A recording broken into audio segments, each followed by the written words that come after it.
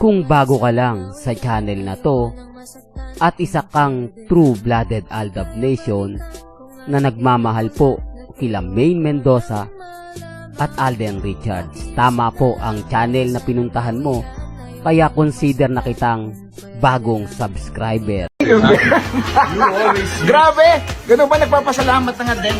Pasalamat, pero pagkakakitaan mo na naman kami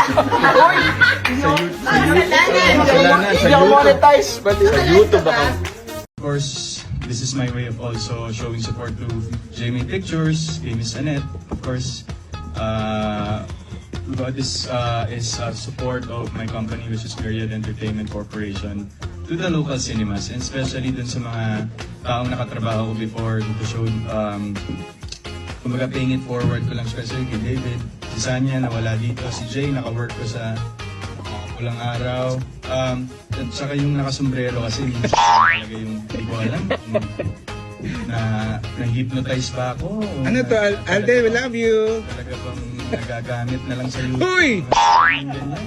But anyway, I hope you enjoyed the film, guys. Thanks for coming, and maraming salamat po. Love you, Alden. Thank you. Welcome back mga kaaldab. Ito na naman po ang inyong lingkod, si Mr. Destiny, at syempre panibagong update na naman po tayo.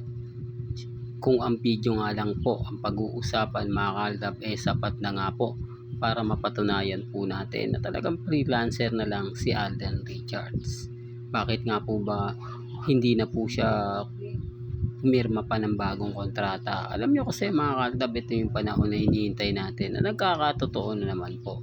Hindi po ba nasabi nga po natin tatapusin na lang ni Alden yung kontrata niya at syempre magiging director na lang po siya. Yan naman po yung goal ni Alden yung pumukus na lang po sa pagiging producer, director.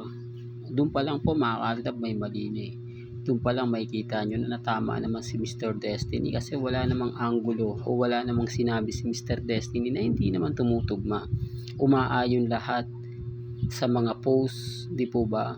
Although sinasabi ng iba, hindi, nakachamba ka lang Mr. Destiny, halos lahat naman ng mga ina-upload mo puro chamba lang. Hindi naman po tayo magaling sa mga bagay na ganyan, puro chamba, kalokohan po yan. Hindi po ba? Pero syempre wala po ako sa posisyon para ipilit yan. Wala po tayo sa posisyon para sabihin, gawin yung mga bagay-bagay na alam naman po natin na hindi naman po talaga mangyayari at magkakatotoo. O ba kasi napipredict na po natin, simula't simula pa lang po yan. Hindi ko naman po yan malalaman kung akin lang. Hindi ko naman po yan malalaman kung wala rin naman po mga taong involved. Hindi ko naman po yan po pwedeng sabihin na ganito, hindi ko naman pwedeng sabihin na ganon. Di po ba? Kaya nga po kalmado at kampante lang. Kaya nga po ang daming mga bali-balita na binabasag ko lang sila.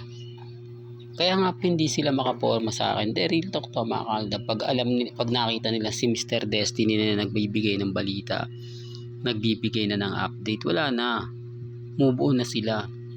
Kasi una sa lahat, walang post si Maine na papabor po sa Armaine. Walang post si Maine na nagsasabing magkasama sila ni Congressman. Walang update si Maine na masaya sila, nagsisimba sila, nag-Eastern Sunday sila, ganito ganyan, nag-beach sila, bakasyon sila. Talagang yung tipong manggagaling po mismo kay Maine Polkerson. Wala rin pong post, wala ring update, wala ring ganap. Nakasama ni Congressman Arjo si Maine na nagse-celebrate po ng mahal na araw. Naglilimlim, ano ba yan Mr. Destiny? Naghinay-hinay po sila, lalo na po nung Biyernes Santo, Sabado de Gloria, Linggo ng Pagkabuhay. Malaki talaga pinagbago. Di po ba? Kung babalikan nyo po yung 2015 hanggang 2019, talagang masasabi mo na ang laki ng pagkakaiba. Mga throwback, mga pinapakita ko. Kaya lang sasabihin nila, hindi, matagal na yan Mr. Destiny, mag-move on ka na. Una sa lahat, yung mga galawan nila Mengay, ni Alden. Kaya ko lang to sinasabi para balikan nyo, subukan nyo pong balikan yung 2015. Napakarami kong video dyan. Takaw, baka magsawa po kayo. At doon nyo masasabi at mapapatunayan na lahat ng pahayag ni Mr. Destiny, lahat ng sinabi niya 101% totoo. Una sa lahat, ito sample uli. Si Alden hindi pumunta nung press con ng Sparkle Artist Center. Yung parang pagsasama-sama ng mga baguhan, pagsasama-sama ng mga datihan. Dahil marami nga pong kinuwang artista ang GMA Sparkle Artist dahil nga sa pagkawala ni Alden. Nasaan si Alden? Hindi, real talk. Nasaan si Alden? Wala po. Nasaan siya? Nandun po siya, nagra-running. Kasama yung iba. Wala dun si Barbie Fortesa dahil Sparkle Artist Center po siya noon. Di po ba? O bakit hindi pumunta si Alden? Akala ko ba mentor siya? Akala ko ba konting galaw ni Alden anong Sparkle Artist Center na andun siya para mag-guide, para sumuporta? Wala, di po ba? Tapos sinlinggo ng pagkabuhay, hindi po ba napakasarap pumunta sa All Out Sunday? Ngayon syempre babalik ko na naman po yung throwback noong mga panahong 2020, 2019 hanggang 2022. Lahat ng linggo ng pagkabuhay si Alden nasa All Out Sunday. Para saan? Para magbigay suporta, para yung mga artista ay talagang mapapasaya, kasi diyan po talaga tumututok yung mga kauuwi lang ng mga galing sa bakasyon, di po ba, manonood ng TV, All Out Sunday, ganito ganyan. Sinasabi ko lang po ito mga kalda para lang po malinaw. Pinapaliwanag ko lang po yung mga bagay-bagay na talagang hindi po imposible.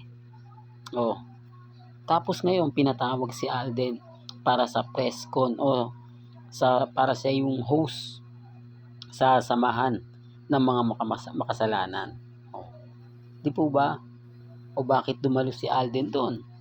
Yan ang patunay na freelancer po siya. Kasi sabi ko nga po sa inyo, yung 2015 kung babalikan nyo, 2019 kung babalikan nyo, laging si Alden sobrang busy.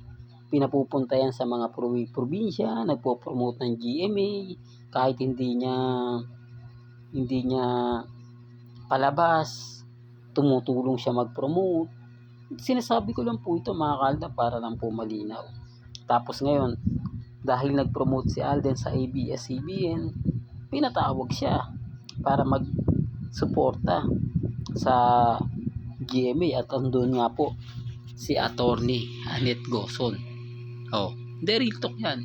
Bakit walang binanggit?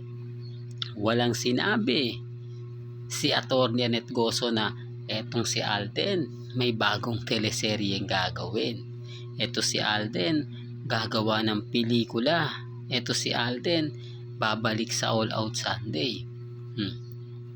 Nag-speech si Alden, di po ba? Bakit hindi niya binanggit na meron silang teleserye ni Catherine Bernardo na Marimar? Bakit wala man lang siyang binanggit na yung makakasama niya sa mga gagawin niyang teleserye? Sabihin na natin may bagong teleserye siyang gagawin, babanggitin niya na yan. Abang kayo, may bago akong teleserye yung gagawin, excited na rin ako na makasama itong mga artista ng mga baguhan. Hindi, real to kaya mga kaldab, hindi po ba wala siyang binanggit? Wala siyang sinabi, wala siyang kumbaga ganito ganyan, para lang klaro. Kaya nga sabi ko sa inyo, bago po kayo mag-react, bago po muna kayo mag-komento, tignan nyo po muna yung mga ina-update ni Mr. Destiny. Pansinin nyo po yung mga post natin patungkol kay Lameng, kay Maine at kay Alden. Talagang tayo yung panalo. Masakit lang po talagang tanggapin ang katotohanan na ang Aldab pa rin po ang malakas. Aldab pa rin po ang nagmimistulang hari pagdating po sa love team. Oops, issue na naman yan, Mr. Destiny. Alam mo, kaya ka nababash kaya ka lang napag-iinitan kasi lagi mong pinipilit sila Mengay at si Alden Richards. Hanggang dito na lang po ang ating latest updates. Kaya kung gusto nyo pa po ng pinaka-latest at sariwang update, abay tumutok lang po kayo dito po sa channel ni Mr. Destiny para updated po kayo sa mga bago at sa mga latest na i-upload po natin maya maya lang. Hanggang sa muli, salamat po sa panonood at pakikinig.